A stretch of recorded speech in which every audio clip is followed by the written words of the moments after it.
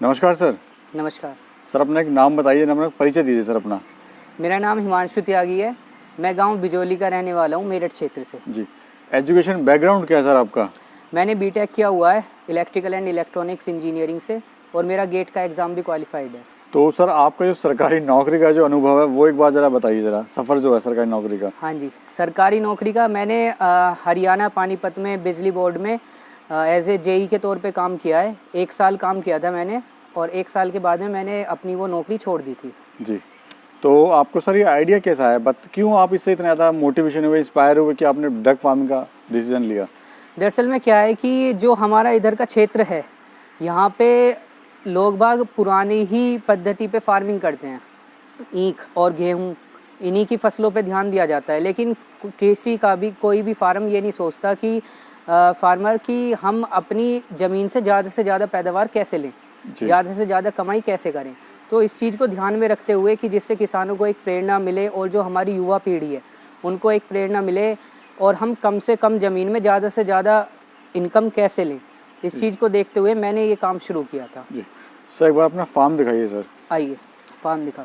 देखो सर, ये हमारा डकलिंग है। ये बच्चे हैं जो तकरीबन 15 से 20 दिन के हैं, और इनका यहाँ पे फीडिंग चल रहा है, और ये इसमें पाइप में इनका पानी है। तो इस टेक्निक से क्या फ़ायदा है सर, ये जो आपने पाइप लगाया हुआ है पीने के लिए? इस टेक्निक से ये फ़ायदा है कि इनको पानी ज़्यादा मात्रा में चाहिए, और अगर पाइप में बहता हुआ पानी आता है तो उसमें इनको आसानी रहती है पानी पीने के लिए। बताएं सर, ये आपने क्या बनाया हुआ है? हाँ जी, ये हमारा पेरेंट ब्रीड के लिए शेल्टर है रात के लिए। दिन में इसमें ये बच्चे आराम कर लेते हैं। और सर उधर मैं देख रहा हूँ, उधर क्या है? ये छोटे बच्चों के लिए है। मैंने ये 3 पार्टों में विभाजन किया हुआ है। 3 पार्टों में मैंने ये बनाया हुआ है। जो पहला पार्ट है, आगे मैं दिखाऊंगा आपको, वो छोटे बच्चों के लिए है। जो 2 से 3 दिन के बच्चे हैं, वहाँ पर उनकी ब्रूडिंग होती है। और उनसे बड़े बच्चों के लिए ये वाला हिस्सा है, और पेरेंट ब्रीड के लिए अगले वाला हिस्सा है। हाँ जी, ये हमारे 2 दिन के बच्चे हैं अभी। ये मेरे पास में परसों आए थे, और यहाँ पे इनका ब्रूडिंग का चल रहा है। ये लैंप जो है, बल्ब है, ये हीट प्रूफ है, रेसिस्टेंट प्रूफ है। ये बल्ब फूटता नहीं है। पोल्ट्री फार्म में ज़्यादातर इन्हीं बल्बों का इस्तेमाल किया जाता है। ये इनका फीड है, जो फीड मेरा खुद का बनाया हुआ है छोटे बच्चों के लिए। इस फीड का फॉर्मूला मेरा खुद का बनाया हुआ है जी। और ये इनका यहाँ पे ड्रिंकर रखा हुआ है। ठीक है। और ये क्या है सर? ये 1 हफ्ते के बच्चे हैं, जो 1 हफ्ते के हो चुके हैं। ये पार्टीशन किया हुआ है हमने अलग अलग। ये बच्चे इनसे कुछ बड़े हैं। आइए मैं आपको बाहर तालाब दिखाता हूँ। आइए सर, ये हमारा फार्म है। मैं आपको अपना फार्म विजिट कराता हूँ। ये तालाब है सामने, और ये हमारी पेरेंट ब्रीड है। एक चीज़ और बताना चाहता हूँ मैं आपको, जो काफ़ी दिलचस्प है, कि बत्तख फार्मिंग के साथ साथ मेरा फ़िश फार्मिंग का भी प्लान है, जो आगे आने वाले समय पे मार्च अप्रैल से मैं शुरू करूँगा। तो सर आपने कब स्टार्ट किया था, कितने बत्तख से आपने स्टार्ट किया था, और आज आपके पास कितने बत्तख हैं? मैंने अगस्त 2020 में शुरुआत की थी इस काम की। उस टाइप पे मैं 2000 डकलिंग लाया था अपने फार्म पे, और आज तकरीबन मेरे पास में 1500-1600 के आसपास बत्तख हैं, क्योंकि जो नर फालतू नर थे वो मैंने सब निकाल दिए। ठीक है। हाँ जी। तो ये सर आपने किसके लिए रखे हैं, मीट पर्पस के लिए हैं या अंडे के लिए हैं? बेसिकली तो ये अंडे के पर्पस के लिए रखी गई हैं, लेकिन ये मीट में भी सेल हो जाती हैं। तो अंडा किस रेट का आप सेल करते हो सर?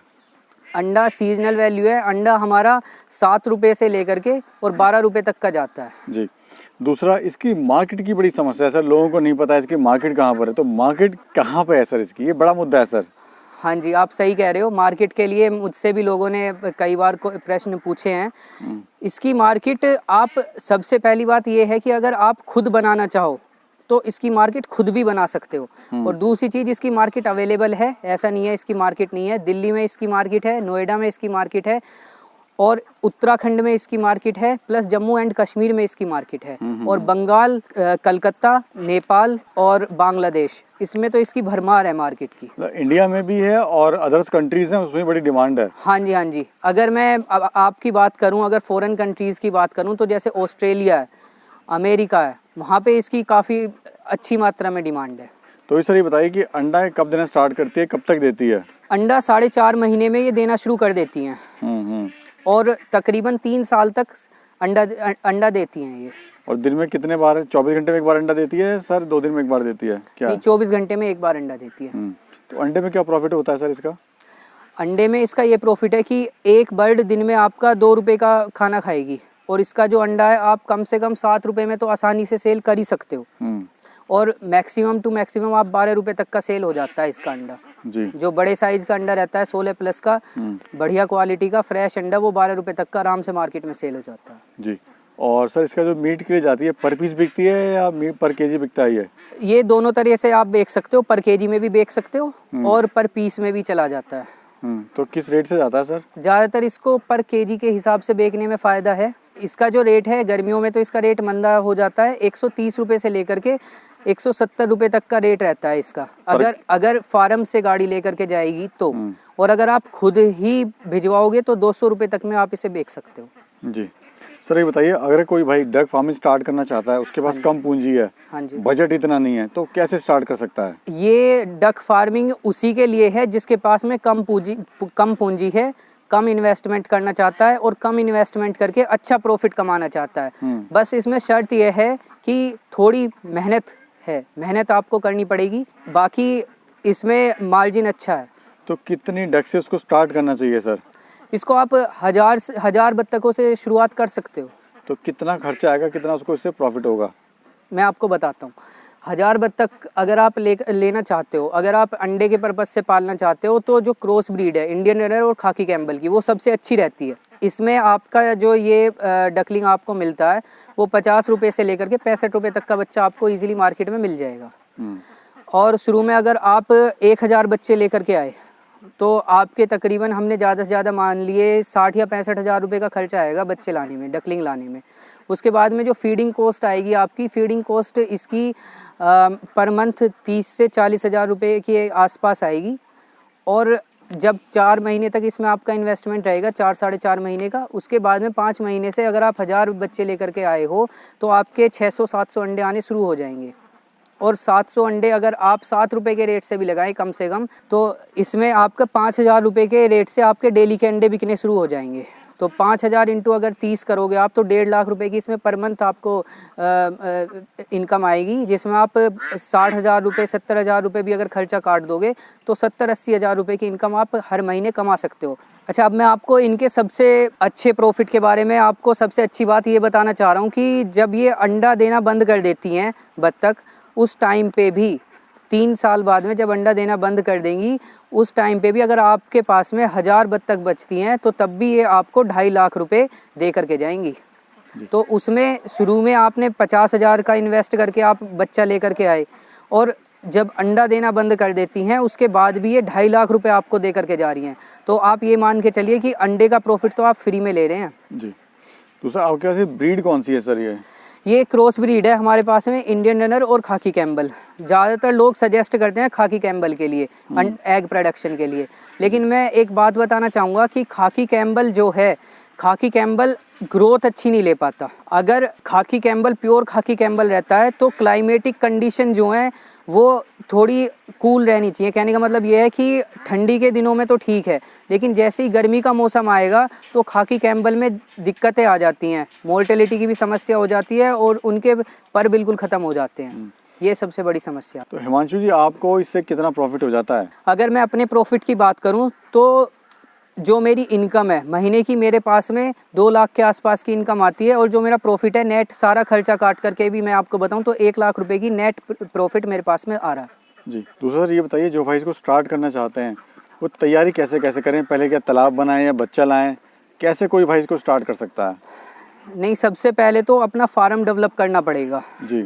अगर किसी के पास में ज़मीन है तो वो कुछ हिस्से में, एक तो अजोला या फिर रिजका, ये घास की पैदावार कर ले थोड़ी सी एक हिस्से में अपने फार्म के, और शेल्टर बना ले।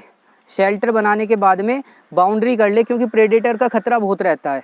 डक फार्मिंग में प्रेडेटर का खतरा रहता है, तो आपको सबसे पहले अपना फार्म डेवलप करना पड़ेगा, फार्म बनाना पड़ेगा। तो शेड कैसी बनानी है सर? पक्की बनानी है या कच्ची या जुगाड़ से? नहीं, पक्की नहीं बनानी जी। शेड आपको पक्की नहीं बनानी। शेड में आप अपना खर्चा कम से कम रखिए, जितने कम से कम में आप शेड बना सकते हैं उतने में बनाइए। और बस ये है कि शेड मजबूत होना चाहिए, कोई प्रेडेटर उसको तोड़ ना सके जी। दूसरा से बीमारियां वगैरह भी इसमें आती हैं? बीमारी ना के बराबर है इसमें, आती तो हैं लेकिन ऐसे नहीं है जितनी बीमारी मुर्गियों में आती है। मुर्गियों के मुकाबले काफ़ी कम बीमारी है इसमें। ठीक है, तो इनको खाने में आप क्या देते हो सर?